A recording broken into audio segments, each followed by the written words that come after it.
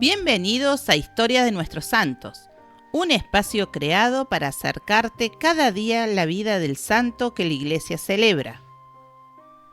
Aquí encontrarás relatos inspiradores, llenos de fe y enseñanzas, narrados con detalle y cercanía para que puedas descubrir la grandeza de quienes entregaron su vida a Dios.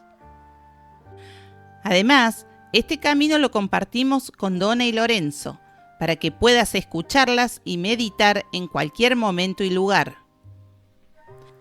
Suscríbete a nuestro canal para no perderte el contenido diario.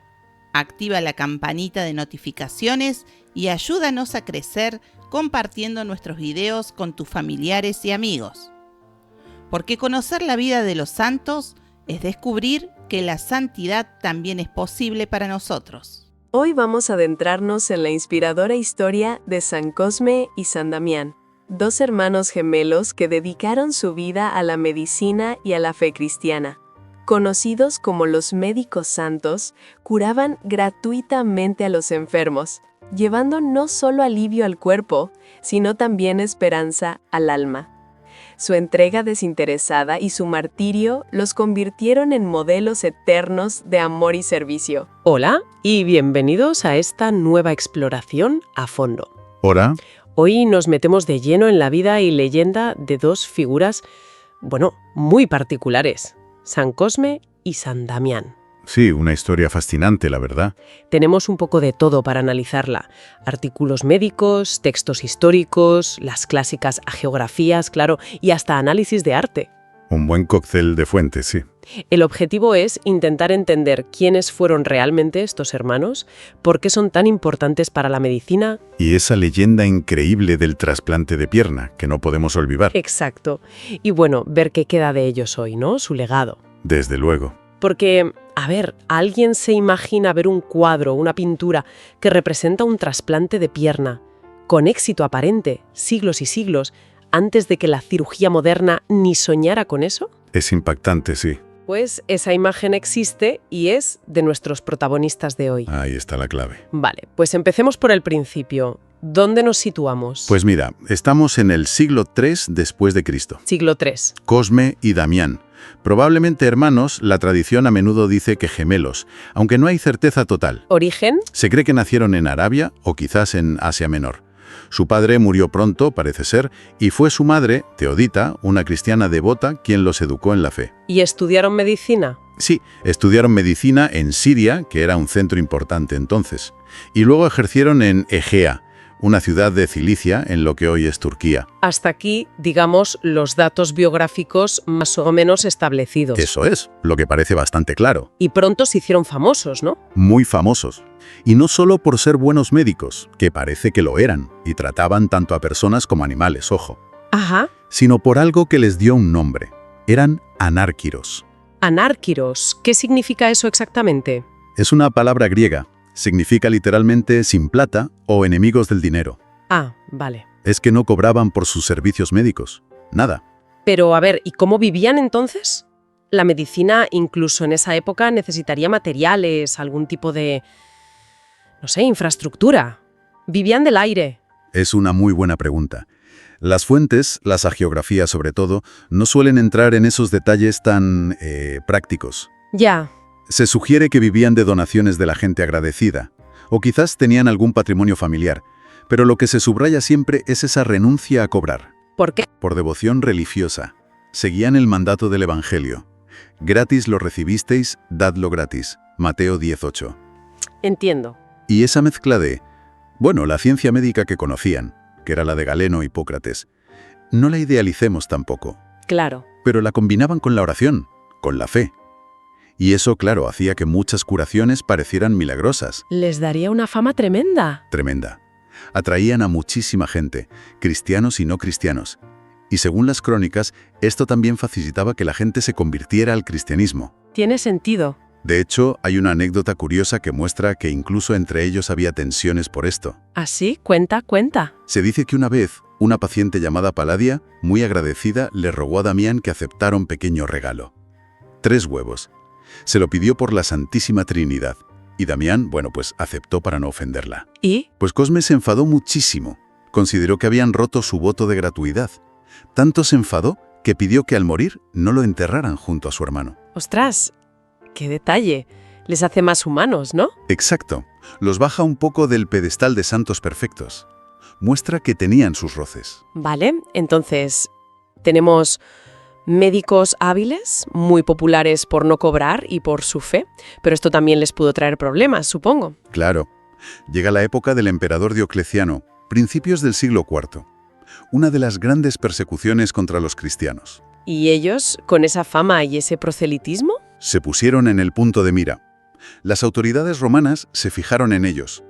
Las fuentes dicen que fueron denunciados ante Lisias, el gobernador de Cilicia. ¿Y se sabe quién los denunció? No con seguridad, pero se sospecha, y es bastante plausible, que fueran otros médicos. Médicos rivales. Probablemente. Molestos por su éxito, por esa práctica gratuita que quieras que no les quitaba pacientes, o clientela. La envidia profesional es muy antigua. Me lo creo. Así que los arrestan. Sí, a ellos dos y a otros 3 hermanos suyos, según la tradición. Ántimo, Leoncio y Euprepio. ¿Y el gobernador Lisias les plantea el dilema clásico? El de siempre. O renegáis de vuestra fe cristiana o la tortura y la muerte. Y aquí es donde la leyenda se dispara, ¿no? Totalmente. Entramos de lleno en el género hagiográfico. El objetivo ya no es tanto contar lo que pasó exactamente, sino edificar, mostrar el poder de la fe. ¿Qué tipo de torturas se describen? Pues una secuencia bastante espectacular. Intentan ahogarlos, pero un ángel los salva. Ajá, Los meten en una hoguera, pero las llamas no les queman. vaya. Los apedrean, pero las piedras no les hacen daño. Les manzan flechas, pero las flechas o se desvían o, según algunas versiones, se vuelven contra los arqueros. Madre mía. Incluso se habla de que los crucificaron, pero también sobrevivieron milagrosamente. Suena al patrón típico de las vidas de santos mártires, ¿verdad? Esa resistencia sobrenatural. Exacto. Es un recurso literario y teológico muy común. Sirve para demostrar que el poder de Dios es superior al poder terrenal, al del Imperio Romano en este caso. ¿Y cómo acaba la cosa? Si nada funciona. Pues al final, Lisias, ya desesperado, ordena que los decapiten. Y eso sí funciona. Eso sí, la decapitación parece ser el método definitivo. ¿Dónde los entierran? En Cirro, una ciudad de Siria. Y su tumba se convierte casi de inmediato en un lugar de culto, de peregrinación. Y el culto se extiende rápido, has dicho. Rapidísimo. A partir del siglo IV, su veneración explota por todo el imperio. Hay figuras clave en esto, por ejemplo, el emperador Justiniano I, en el siglo VI. ¿Qué hizo Justiniano? Él creía que se había curado de una enfermedad grave gracias a la intercesión de Cosme y Damián. Así que, como agradecimiento, mandó reconstruir una iglesia en su honor en Constantinopla, que debía ser magnífica. Y en Roma también, ¿no? Sí, casi al mismo tiempo, sobre el año 530. El Papa Félix IV les dedica una basílica en pleno foro romano. Es muy interesante porque reutiliza edificios romanos preexistentes, parte de la biblioteca del Foro de la Paz y el Templo de Rómulo. Eso es muy romano, reutilizar edificios. Sí, y además trasladó allí las reliquias de los santos. Esa basílica sigue existiendo hoy. ¿Y su fiesta? ¿Cuándo se celebra? En la Iglesia Occidental, la católica, es el 26 de septiembre. En Oriente creo que varía, a veces se menciona el 1 de noviembre. ¿Vale? Tenemos mártires, un culto que se expande como la pólvora, patronos. Pero hay algo que los lanza definitivamente al estrellato, ¿no? Algo que ocurre después de muertos. Ajá. Aquí es donde la historia se pone, bueno, realmente interesante y única. Hablamos del milagro póstumo más famoso atribuido a ellos. El trasplante de pierna. Exactamente. El trasplante de pierna. A ver, cuenta la historia. ¿Cómo es? La versión más conocida nos llega sobre todo a través de la leyenda dorada, ese compendio de vidas de santos tan popular en la Edad Media escrito por Jacobo de la Voragine en el siglo XIII. ¿Vale? Habla de un hombre, a veces descrito como diácono, otras como sacristán, que trabajaba en la Basílica de los Santos en Roma. Este hombre sufría horrores por una pierna. ¿Qué le pasaba a la pierna? Las fuentes no son precisas, médicamente claro, pero hablan de que estaba podrida, necrosada, cancerosa. Algunos estudios modernos sugieren que podría ser un caso de ergotismo gangrenoso. ¿Ergotismo? Sí, una enfermedad causada por comer pan de centeno contaminado con un hongo, el cornezuelo. Provocaba gangrena en las extremidades. Era relativamente común en ciertas épocas. Ya veo. Un sufrimiento terrible en cualquier caso. Terrible. Y una noche este hombre, mientras duerme, tiene una visión. O un sueño muy vívido. ¿Y qué ve? Ve a San Cosme y San Damián, que se le aparecen al pie de la cama. Ajá. Van vestidos como médicos, llevan instrumental quirúrgico, ungüentos, como en sus representaciones artísticas. Examinan su pierna enferma y dicen, esto no tiene remedio, hay que amputar. Bueno, hasta ahí podría ser una visión, no sé, una forma de aceptar lo inevitable, quizá. Podría ser, pero la historia no acaba ahí, ni mucho menos. ¿Qué pasa entonces? Pues que los santos, en esa misma visión onírica, deciden buscar una solución, bastante radical. A ver. Salen de la habitación y se van a un cementerio cercano. Algunas versiones dicen que al de San Pietro in Vinculi. Allí acababan de enterrar a un hombre. ¿Un hombre cualquiera? No exactamente. La leyenda especifica que era un moro o un etíope, es decir, un hombre de piel oscura, africano. Entiendo. ¿Y qué hacen? Abren la tumba, cogen una pierna del cadáver de este hombre y vuelven a la habitación del sacristán. No me digas. Sí. Amputan la pierna enferma del hombre dormido y zas le injertan la pierna sana del difunto etíope. ¿Así, sin más? Bueno, milagrosamente. Claro, usan un ungüento especial para unirla. Y para rematar, cogen la pierna enferma que acaban de amputar y la dejan en la tumba del etíope, junto a su cuerpo. Es una imagen potentísima. Increíble. Desde luego. Y el detalle de que el donante fuera moro o etíope, ¿qué sentido tiene? Solo para que se notara la diferencia. Buena pregunta. Es un punto muy comentado. A nivel narrativo es fundamental, porque cuando el sacristán despierta, ¿Qué pasa? se encuentra perfectamente curado, sin dolor, pero tiene una pierna negra. Claro. La diferencia de color es la prueba visual e irrefutable del milagro, del cambiazo. Exacto. No hay duda posible. Algunos intérpretes le han buscado significados más profundos. Un símbolo de la universalidad de la Iglesia, de la caridad que no mira razas. Podría ser. Otros simplemente señalan que en la Edad Media, moro o etíope eran términos un poco genéricos para africanos subsaharianos. Pero la función principal es esa, la evidencia visual del prodigio. Y se confirma. Van al cementerio. Sí, según la leyenda, la gente va al cementerio y encuentran el cuerpo del etíope, sin una pierna, y a su lado, la pierna enferma y amputada del sacristán. La prueba definitiva. Es fascinante. Pero lo más alucinante, visto desde hoy, es lo que esto significa conceptualmente. ¿A qué te refieres? A que esta leyenda contiene, que sepamos, la primera idea clara y descrita de un alotrasplante. ¿Alotrasplante? Sí, un trasplante entre individuos diferentes de la misma especie. En este caso, de un cadáver a una persona viva. ¡Ostras! Es verdad. Es una anticipación conceptual brutal. Siglos, más de un milenio, antes de que la medicina, la inmunología, la cirugía vascular pudieran siquiera empezar a plantearse algo remotamente parecido. Es como si la imaginación religiosa se adelantara a la ciencia. Claro, es que en la Edad Media pensar en coger un trozo de un cuerpo y ponérselo a otro, eso era pura fantasía, magia. Totalmente. Ciencia ficción de la época. Y esa potencia visual, esa historia tan concreta y llamativa, tuvo que calar muchísimo. Muchísimo.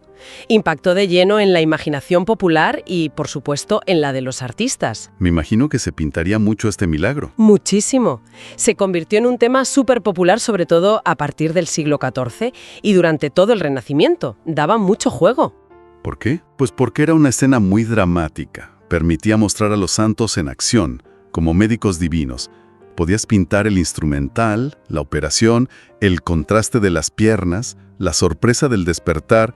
Tenía todos los ingredientes. Has mencionado la leyenda dorada como fuente. ¿Y en el arte? ¿Algún ejemplo famoso? Uy, sí. Quizás la representación cumbre es la de Fra Angelico. El pintor florentino, ¿no? Ese mismo. Hacia 1440 pintó una serie de paneles pequeños, lo que se llama una predela, para el altar mayor de la iglesia de San Marcos en Florencia. ¿Una predela? Sí, es como el banco o la base sobre la que se apoya el retablo principal. Suele tener escenas más pequeñas relacionadas con el santo titular. Ah, vale. Pues uno de esos paneles de Fra Angelico es precisamente la escena del trasplante. Es una maravilla de detalle y de color. Pero pintó más escenas de su vida, la curación de Palladia, la de los 3 huevos. Ah, la de los huevos. Sí, el juicio ante Licias, los intentos fallidos de martirio, el entierro. Y hay un detalle curioso en ese retablo. ¿Cuál? Fue encargado por Cosme de Medici. Hombre, claro, el gran jefe de Florencia. Exacto, el mecenas por excelencia. Y se llamaba Cosme, como uno de los santos. De hecho, en la tabla principal del retablo aparece él mismo, arrodillado, rezando a la Virgen. Un poco de autopromoción devota. Qué bueno. Clientelismo hasta en los retablos. Y aparte de Fra Angélico, ¿más artistas? En España, por ejemplo. Me imagino que aquí tendrían mucho tirón. Muchísimo. En España hay representaciones fantásticas. Fernando del Rincón tiene una tabla sobre el Milagro de hacia 1510 que está en el Museo del Prado. Ajá. Luego hay una escultura policromada, que es una pasada, de Isidoro de Villoldo, de mediados del 16. Está en el Museo Nacional de Escultura, en Valladolid. Impresionante. Tomo nota. Pedro Berruguete también lo pintó para la Colegiata de Covarrubias en Burgos.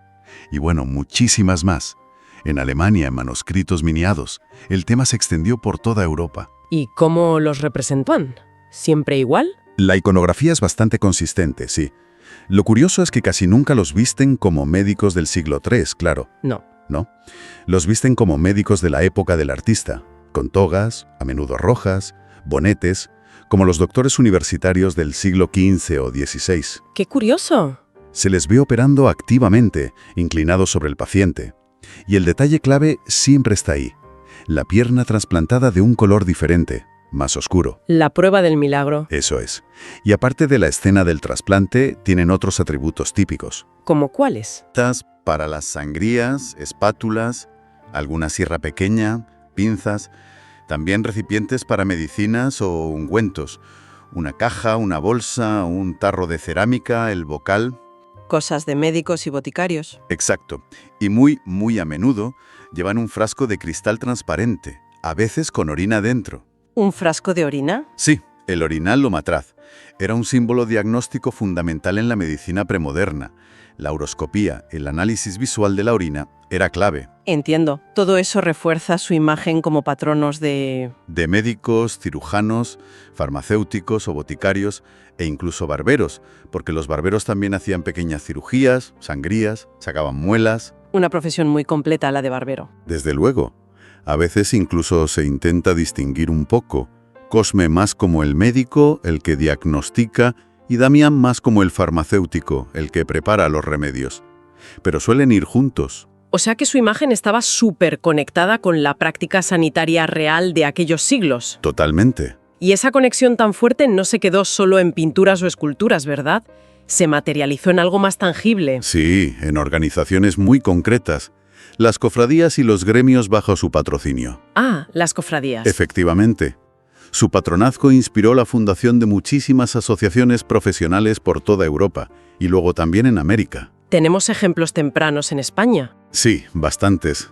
Ya a finales del siglo XIV, por ejemplo, hay noticias de una cofradía de cirujanos en León dedicada a ellos. Luego en Mallorca, Barcelona, hacia 1408, Huesca, 1480, Pamplona, 1496, Zaragoza, 1455, y más tarde Valladolid, Madrid, Teruel, Sevilla. Están por todas partes. ¿Y qué hacían exactamente estas cofradías? ¿Eran como clubs sociales religiosos? Eran mucho más que eso. Tenían una naturaleza dual muy interesante. Funcionaban a la vez como cofradías religiosas y como gremios profesionales. Eran cofradías-gremios. ¿Cómo combinaban eso? Pues, por un lado, la parte religiosa. Organizaban la fiesta de los santos patronos, misas, procesiones, funerales por los cofrades difuntos, a veces hacían obras de caridad, lo típico de una cofradía. ¿Vale? Pero, por otro lado, actuaban como auténticos colegios profesionales de hoy en día o incluso más. ¿En qué sentido? Regulaban quién podía ejercer la medicina, la cirugía o la farmacia en su ciudad. Establecían requisitos, a menudo hacían exámenes para dar la licencia. Ah, controlaban el acceso a la profesión. Totalmente. Defendían los intereses de sus miembros, perseguían a los curanderos o practicantes sin licencia, el intrusismo, establecían tarifas. O sea que tenían bastante poder. Sí, en muchas ciudades llegaron a tener un poder considerable sobre la sanidad local. Y también tenían una función de ayuda mutua. Auxiliaban a los cofrades enfermos, a las viudas, a los huérfanos. Algunas incluso llegaron a tener hospitales propios, como en Sevilla o Córdoba. Vaya, una estructura muy completa. Muy completa. Y su composición podía variar. En Pamplona, por ejemplo, al principio parece que había más barberos cirujanos que médicos con título universitario o boticarios. Se adaptaban a la realidad local. ¿Y este modelo se exportó a América? Sí, claro. Con la colonización se implantó en Nueva España, en México. Allí, las cofradías de San Cosme y San Damián también cumplieron esas funciones religiosas, gremiales, de asistencia social, adaptándose a una sociedad nueva, multiétnica. Incluso a veces funcionaban como entidades de crédito, prestando dinero. Curioso. Hay documentos que prueban su existencia en Ciudad de México desde el siglo XVI y perduraron mucho tiempo. Es fascinante ver cómo una devoción, una leyenda, acaba estructurando la vida profesional y social de tanta gente durante siglos. Desde luego. Y volviendo a Roma, a la basílica que fundó el Papa Félix IV, ¿qué podemos ver allí hoy que nos hable de esa época inicial? Pues mira, arquitectónicamente ya es interesante por esa mezcla de edificios paganos y cristianos. Pero lo más espectacular son los mosaicos del ábside. Son originales. Sí, son del siglo VI o principios del siglo VII, una maravilla del arte paleocristiano y alto medieval.